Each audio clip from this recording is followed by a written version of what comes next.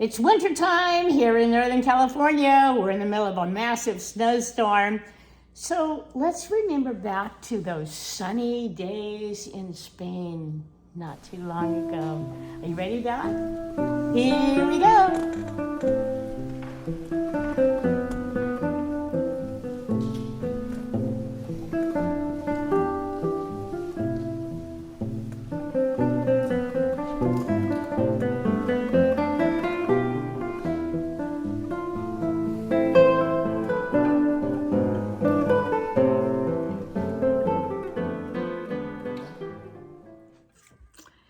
In part 5, we're starting in Vilanova de Arosa and catching a boat ride up the Ria de Arosa to the Rio Ola and then on to Pontes Açores. We're going to get off the boat in Pontes Açores, make a left turn, cross a bridge, and that will take us to Aduana. From there, it's about a 30-minute walk to Padrón, which is going to be our stop for a day or two. So let's pull out a map and take a look. Starting in the fishing village of Vilanova de Arosa, the boat takes us up the 28-kilometer water route. We cross the Arosa estuary, where the waterway becomes the Ola River, all the way up to Pontes Açores. This trip takes about an hour, but boy, the beauty and the history that we see along the way makes the trip seem a lot shorter than it actually is. A few minutes out from the departure, the boat passes by the punts, which are floating wooden platforms where mussels are grown. The boat typically travels this area in the morning when the harvesting is taking place, so you can see the fishermen and their collection boats in action. It's really quite interesting. Next, the boat passes by the island of Cortegada. This island belongs to the National Park of the Atlantic Islands of Galicia, which contain the largest laurel forest in Europe. This point is where the Ria de Arosa becomes the Ola River. Along this part of the river, the boat passes by the Via Crucis, or the Way of the Crosses. There are a total of 17 memorials, and the boat is going to pass by 12 of them. The most famous, of course, is the one that has 3 crosses, and it's located at the Punta Patiño. This memorial is, in English, called Calvary. Arriving in Padrón is always exciting. On the 1-hour boat ride, you always make friends with all the other pilgrims.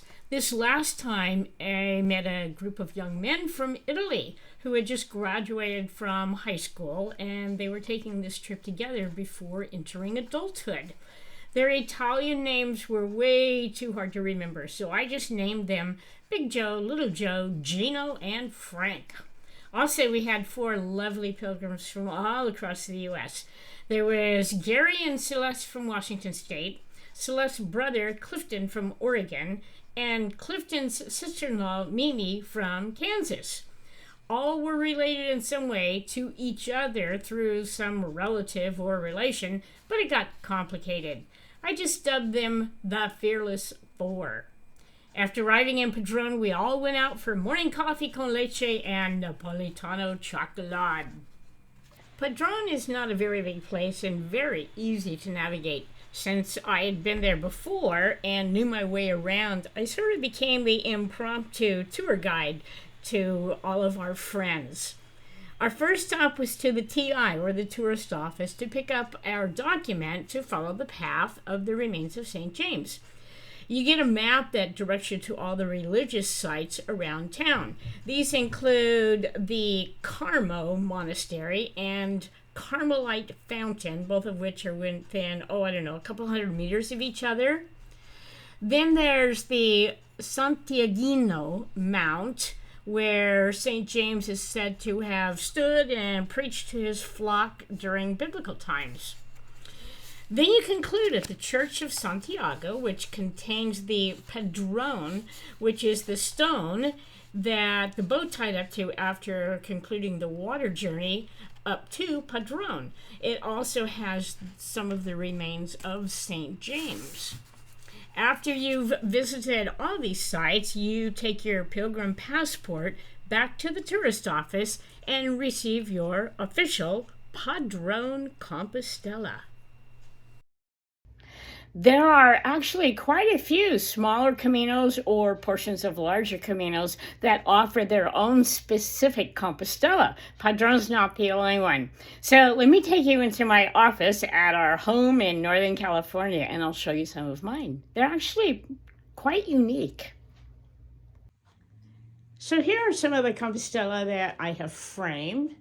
Over here is the Padronia, the one from Padrón. And then next to it, I've got the Camino Teresiano. Then there's a Fisterra, and that one's the one from Muxía. And Santiago one. Here's another Fisterra. And yeah, they're all unique. They're all very special.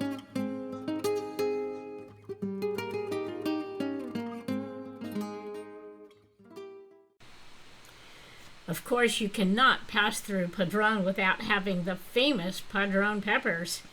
Add a glass of Albarino wine, and that makes for an outstanding dinner. The scenery from Padrón up to Santiago is the typical green Galician landscape. The walk takes about 2 days, and every step is just magnificent. Along the way, I met a lovely couple from Netherlands. Peter was wearing lederhosen, so, assuming they were from Bavaria, I began speaking to them in German.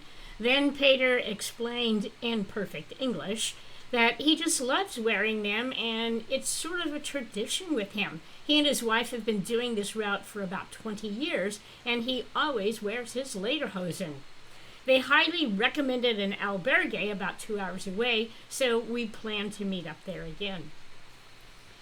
Little Blue Scoot and I pulled into a cute little village, and I heard someone call my name. It was a young man who owned the only bar in town, and he said that he had heard about this woman with blue hair riding a blue scooter. He invited me in and served me up a lovely cafe au lait and some apple pie. I guess I'm noticeable on the Camino. Back on the Camino again, passing through all the little villages, cute small farms with animals. The Camino stone markers, which are made of concrete and decorated with the scallop shell and the kilometer marking, are placed about every 500 meters. At least in Galicia they are. It's really nice to see your progress as you get closer to Santiago. Most of the road was paved and easy for Blue Scoot. The cobblestones, however, were not Blue Scoot friendly, but he was easy to pull behind me. I reached the albergue that was recommended and checked into my lovely private room. What a wonderful surprise to see not only my new friends from Netherlands, but the Fearless Four from the boat trip. It was a great evening with Camino family, lovely food and wine, and a perfect coda to this lovely day. The next morning, a leisurely breakfast, then hugs all around, and here we go. We're off. Last day on the road. Next stop, Santiago.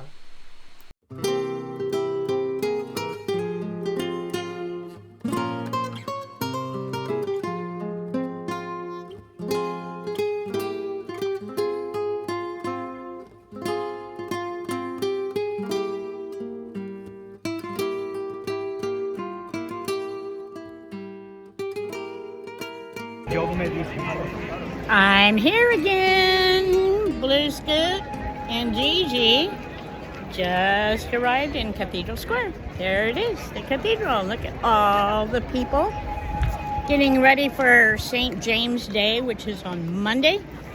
Big time celebrations. Hey, I'm here again. I think for me, the most enjoyable part about reaching Santiago is that I get to see all my friends again who live there.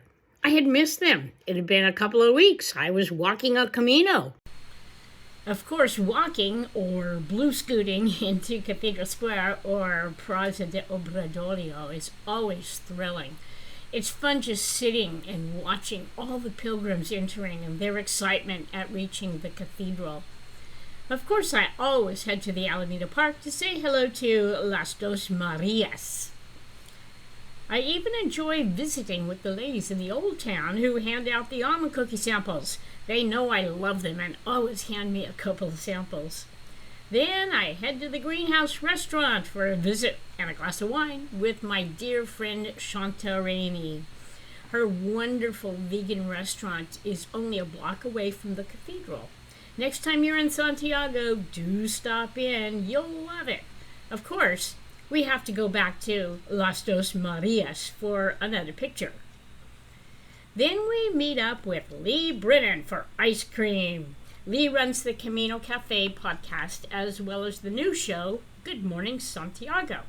If you aren't watching these programs, you are missing out. Patty Silva, also known as Patty Pie, is the woman behind the camera. Here's a picture with her nephew who was in town visiting Auntie. Of course, Andrea Hooper joins the party, and the ample wine continues to be poured. We all take an afternoon walk to the home of Timothy Ringering and his lovely wife Sharon Brothers. They recently developed the Camino app, Camino Connections. This fantastic phone app is a must-have for any pilgrim. Dinner at their house was incredible. Anne Bourne joined the party and provided some appropriate adjudication to this unrestrained party. A serious game of Uno got out of control as the rules to the simple game became muddled. So you ask, why do I spend my summers walking across Spain, hanging out in Santiago? I hope this video has answered that question.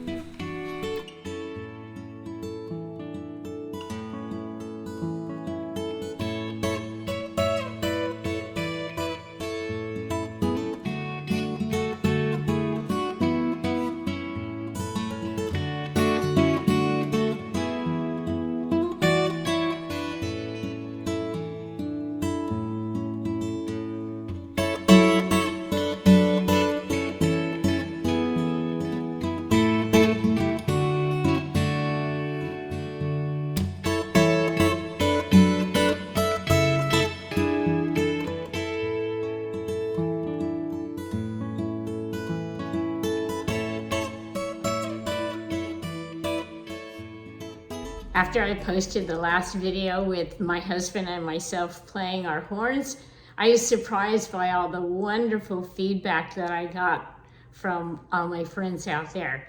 So I thought we would do another one. This one, once again, I arranged it for 4 horns, but there's only 2 of us playing. Mark is going to be playing horn 1 and 2, and I'm going to be playing horn 3 and 4. Enjoy.